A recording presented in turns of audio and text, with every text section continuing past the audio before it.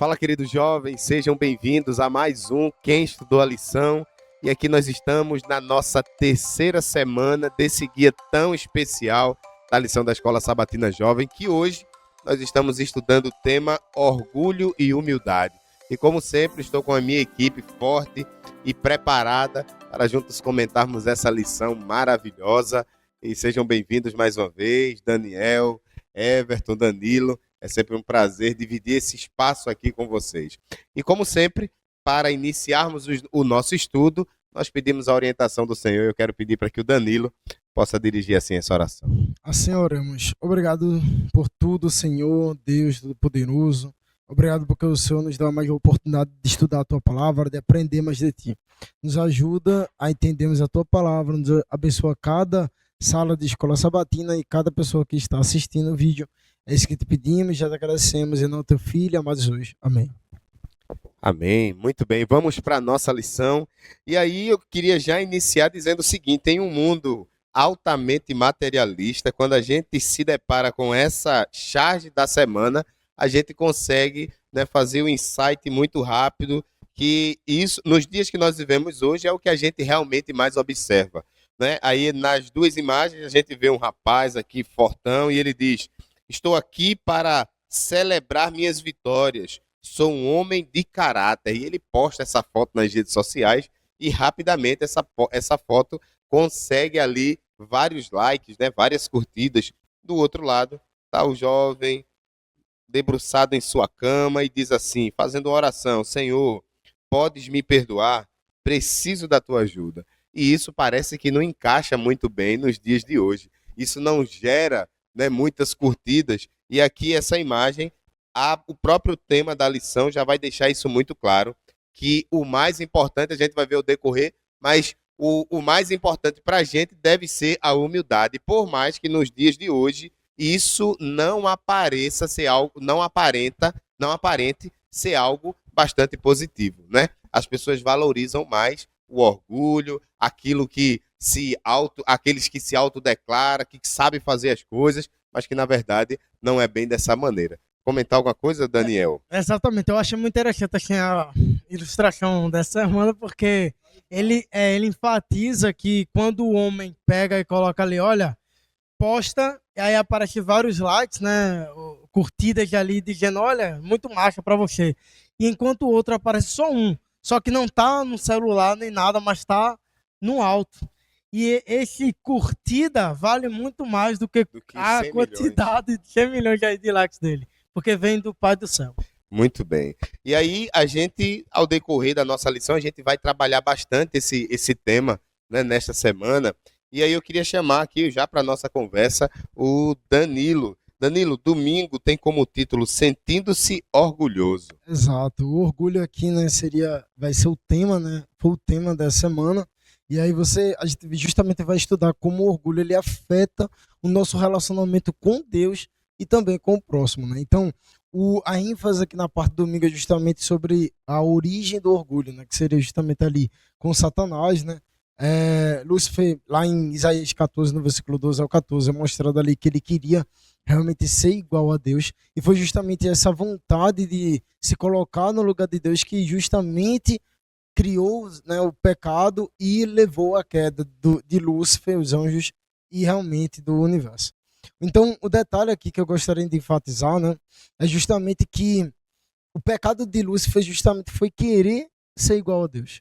Só que o detalhe aí é, uma vez que a gente aprendeu na semana passada sobre o caráter de Deus, que é realmente um caráter de abnegação, de humildade, então você percebe que, na realidade, se Satanás quisesse realmente ser igual a Deus, ele não teria caído, porque ele realmente teria agora servido ao outro, ele não teria agora querendo usurpar o lugar de Deus. E foi justamente isso que ele fez e trouxe isso ao mundo, né? Então você vê lá em Gênesis, no capítulo 3, no versículo 5, onde ele fala para Eva, né? Ele fala o seguinte: porque Deus sabe que no dia em que dele comerdes, se vos abrirão os olhos, e como Deus sereis conhecedores do bem e do mal. Então você percebe aí que Satanás ele trouxe agora o pecado desse orgulho agora para Eva, né?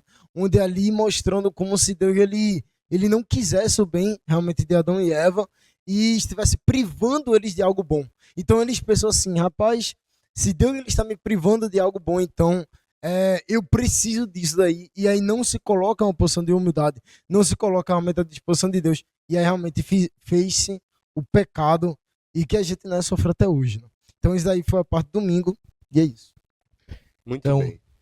Na segunda-feira, aí eu chamo o Everton para o nosso bate-papo, a nossa conversa aqui. Na segunda-feira, conheça a si mesmo. Isso é um ponto muito crucial, muito importante. Eu quero chamar o Everton, né, para essa nossa conversa aqui. Perfeito. A segunda-feira, ela tem um objetivo interessante, porque ela vai pegar o texto-chave da semana, né, pelo menos uma parte dele, que se encontra ali em Lucas, do capítulo 18, do verso 9 ao verso 14, e vai apresentar uma dualidade interessante, importante de ser entendida. Por quê? Primeiro ponto, como o Jean já bem iniciou falando, né, nos tempos atuais é quase que incompatível a ideia da gente não ter orgulho, né, sobre nós, sobre nossas conquistas e tudo mais. E é nesse cenário que é fácil, né, porque a gente como cristão entende que o orgulho é uma característica que não deveria fazer parte de nossa realidade, certo? Mas ainda assim, por conta do nosso cenário, é fácil cair na tentação de querer se engrandecer, de querer fazer parte dessa realidade, né? Queremos que os outros saibam das nossas conquistas, daquilo que a gente conseguiu fazer, do quão bom a gente é naquilo que a gente faz, certo? E aí ele vai apresentar pra gente uma dualidade, porque ele puxa a parábola ali evoca a parábola do fariseu e do publicano, né? E ele vai mostrar exatamente qual é o cenário, né? Algo que isso me lembra muito o primeiro tema que a gente teve também na primeira semana, onde puxava ali Apocalipse capítulo 3, verso 14, falando sobre a igreja de Laodiceia, né?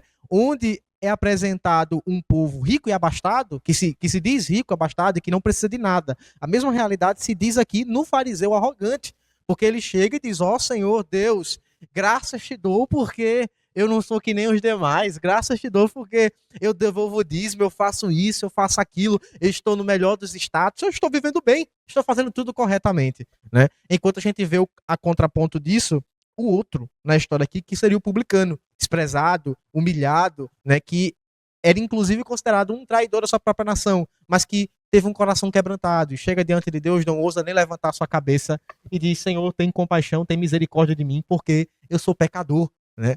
A gente vê uma dualidade interessante ali. Não é o mérito de que porque um é fariseu, ele vai acabar estando condenado, como muitas vezes as pessoas inclusive utilizam o termo fariseu como algo pejorativo, quando na verdade não era naquele contexto.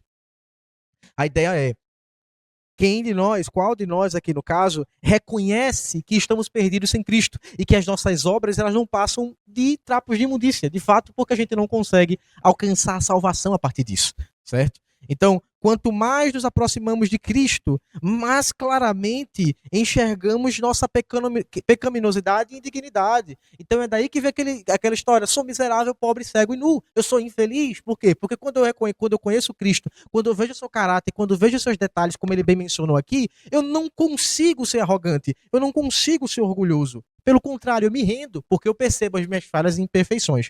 Então isso é apresentado lá de maneira bem clara. E eu deixo até uma pergunta, mas logo após o que Danilo vai comentar aqui agora. Uma coisa importante aí para o pessoal entender é que muita gente acha que o orgulho ele é um problema porque o orgulho ele mente. Tá entendendo? Ou seja, o orgulhoso é aquele que na verdade ele não tem nada, a gente tem, como brasileiro, a gente despreza, né? O cara se acha demais que o cara, não, ele tem que ser humilde, você tem que ser humilde e tudo mais. Mas na verdade não, na verdade aqui a visão cristã é o seguinte, Satanás que teve, né, se for o pai, vamos dizer, do orgulho, ele de fato era o querubim da guarda, etc. Então ele de fato era grande, só que isso não faz com que ele realmente possa se colocar como grande diante de Deus, tá entendendo? Então é importante entender o seguinte, você jovem, né, que realmente tem agora as bênçãos de Deus, você realmente recebe várias bênçãos, você tem várias habilidades, você realmente é abençoado por Deus de alguma forma. A questão é que isso não é motivo para você se orgulhar e se encher, porque na verdade você só tem tudo isso porque Deus lhe deu. Se Deus lhe privasse de todas essas bênçãos, você não seria nada. Então, a realidade é a gente entender que, é por isso que ele leu aqui, né? Quanto mais se aproxima de Deus, você percebe que, nossa, eu não sou nada. Exato. Eu queria compartilhar com vocês, no caso, Romanos 12. Romanos 12 é a partir do versículo que eu estava comentando contigo, né? O 16. Ele diz: tende o mesmo sentimento uns para com os outros. Em lugar de ser orgulhosos, condescendei com o que é humilde. Não sejais sábios aos vossos próprios olhos. E aí é justamente o que complementa o que o Danilo comentou. É interessante demais, porque Jesus ele faz questão de virar a lógica do que as pessoas pontuam. Então, aquele que deveria ser o grande, na verdade, ele tem um problema. Jesus apresenta ele na parábola como um ponto falho, como um ponto equivocado. Enquanto aquele que deveria ser o miserável, desprezado, Jesus aponta como aquele que saiu justificado na história. Então, a gente entende a partir daqui que é justamente isso. Quem reconhece, quem é que de fato está perdido? É quem reconhece que não precisa, quem não reconhece que precisa de salvação, né? É aquela pessoa que olha para si mesmo e diz: eu já estou fazendo tudo de correto. Eu faço missão, eu faço tudo aquilo, faço todas as coisas, né? Quando na verdade o passe livre de Cristo se dá para aqueles que reconhecem que não são capazes, conforme conforme a primeira bem-aventurança, bem-aventurados os pobres de espírito, porque deles é o reino do céu, né? A gente tem esse cenário. Então, minha pergunta que eu deixo para vocês é: vocês conhecem a si mesmo? Afinal, vocês estão agindo, vocês se reconhecem como pecadores miseráveis que precisam de outra pessoa para poder sobreviver, para poder serem salvos, ou como pessoas que são autossuficientes, né, para poder alcançar esse nível? Na terça-feira também é apresentado uma outra coisa, que é problemas com o básico. E a gente precisa entender, de fato, essa questão. Daniel acabou de pontuar em relação ao que está sendo apresentado em Romanos capítulo 12, onde fala justamente sobre a gente não se achar sábio aos nossos próprios olhos. Existe um outro cenário, que é, por exemplo, em Filipenses capítulo 2, versos 3 e 4, né, onde ele vai estar pontuando para a gente que a gente não deve considerar-se grande no sentido, né? Ele usa até a expressão melhor do que eu acabei de falar. Ele usa da seguinte forma: a gente deve considerar o outro como superior a nós mesmos, né? Mas obviamente isso há um limite para tudo isso. No contexto aqui da terça-feira, Jesus vai ser apresentado para a gente aqui o problema que existia com os discípulos. E aí que vem um cenário importante. Não é porque eu estou andando com uma pessoa que necessariamente eu sou aquela pessoa, né? Não é porque eu estou num ambiente que eu necessariamente reflito plenamente aquele ambiente. Obviamente, somos transformados pela contemplação, metanoia. Contudo, isso não se limita a isso, né? Não se limita ao mérito de, eu estou num ambiente, você é exatamente igual àquilo ali. Porque os discípulos, mesmo depois de terem convivido com Cristo, ver Cristo servindo, ver Cristo passando madrugadas perante o Pai, ver Cristo chegando para poder curar o mais pobre, dar valor àquele que era considerado mais indigno, perdoar os traidores da própria nação e tudo mais, eles ainda assim, no final de todas as coisas, olhavam para Cristo como alguém que estava visando algo grande, riqueza, algo mais terreno, falando assim.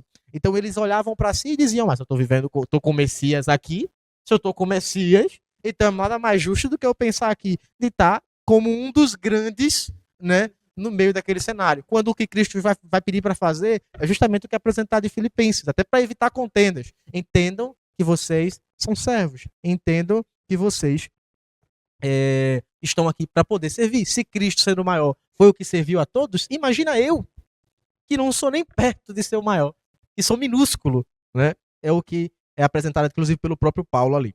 Mas nada é tão ofensivo a Deus, nem tão perigoso para o espírito humano, como o orgulho e a presunção. De todos os pecados, esse é o que menos esperança incute e o mais irremediável. Por quê?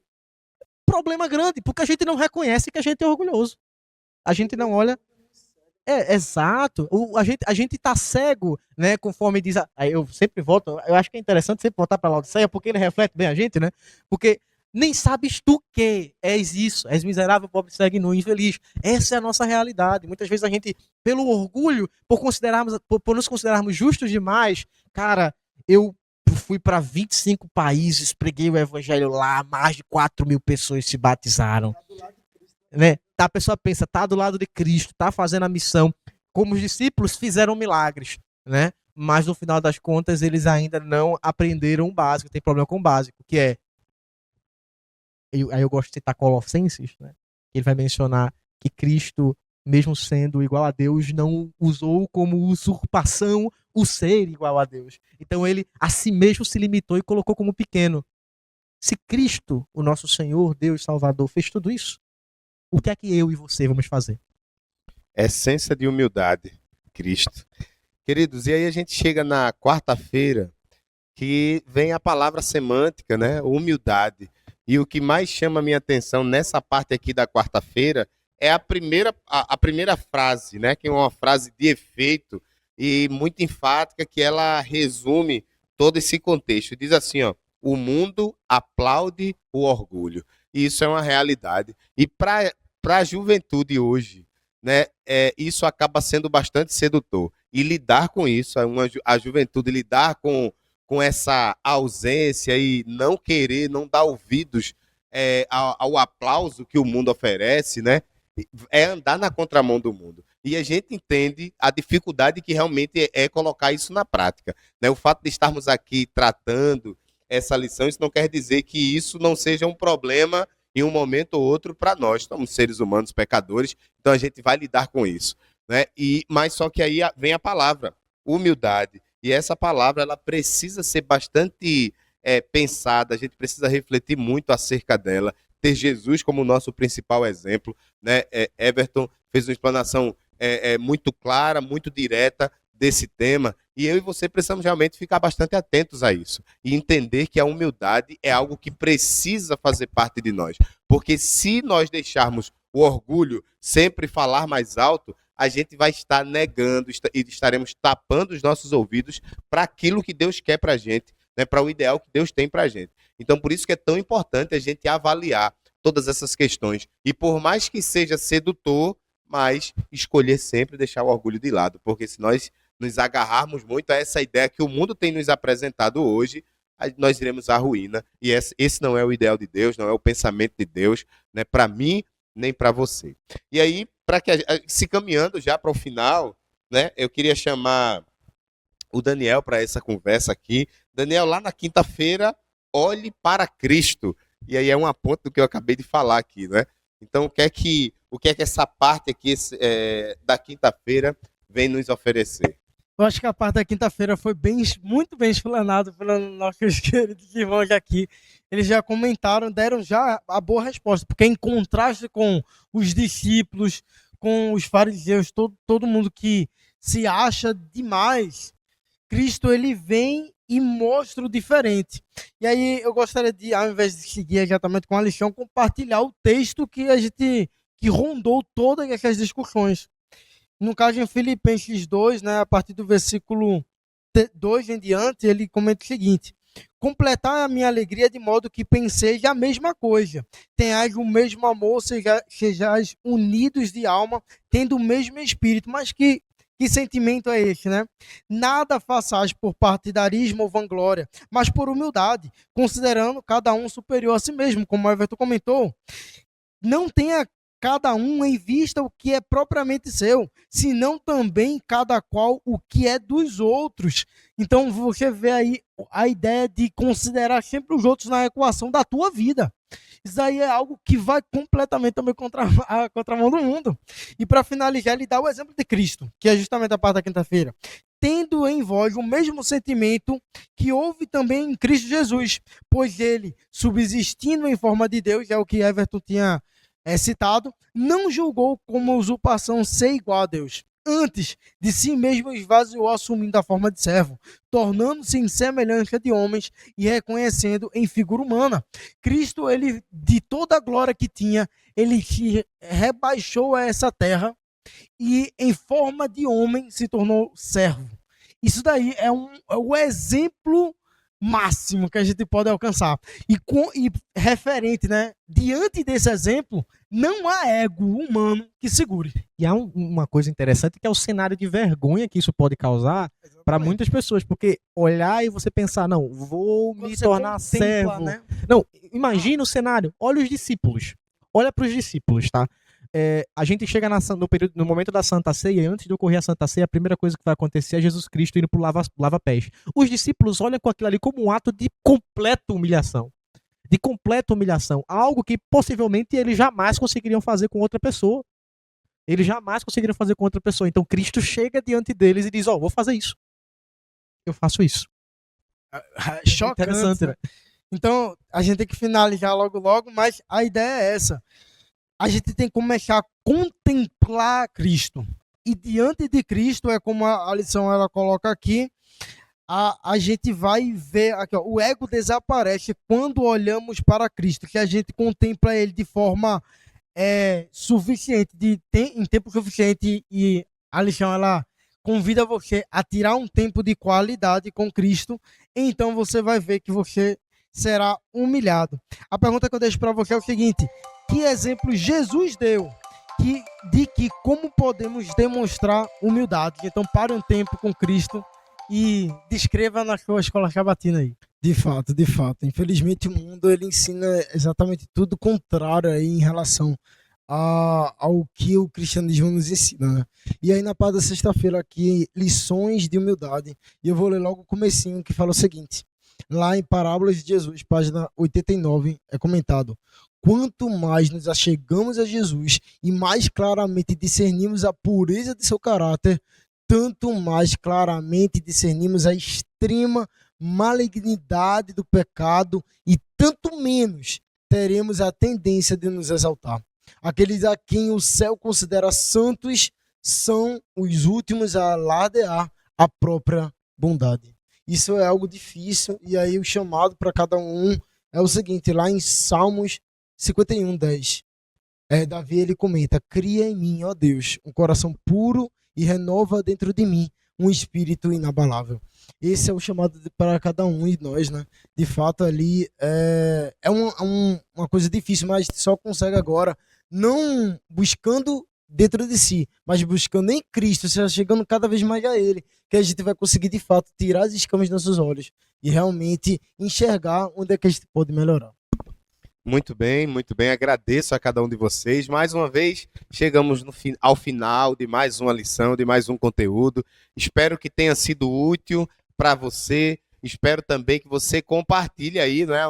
O nosso objetivo é que você compartilhe esse conteúdo para os seus colegas da classe, e a gente fica nessa expectativa. Então não deixa de compartilhar, de seguir o canal, de deixar lá a sua curtida, porque isso é muito importante, vai fazendo com que a gente consiga chegar a mais pessoas. Então nós agradecemos de todo o nosso coração a sua presença aqui conosco, e até a próxima semana, em nome de Jesus. Então, para encerrar, Daniel, por favor, dirija essa oração.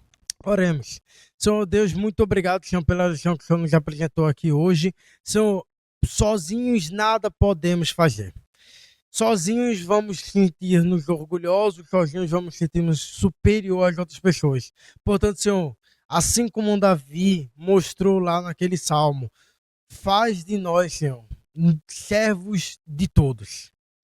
Senhor, molda o nosso coração e a nossa mente, muda completamente, para que a gente possa servir principalmente a Ti e aos Teus pequeninos. E assim, como a palavra de Deus nos ensina, elevarmos a Ti o olhar e tomar como um grande exemplo sempre o Teu exemplo. Te agradecemos por tudo, Senhor, em nome de Jesus. Amém.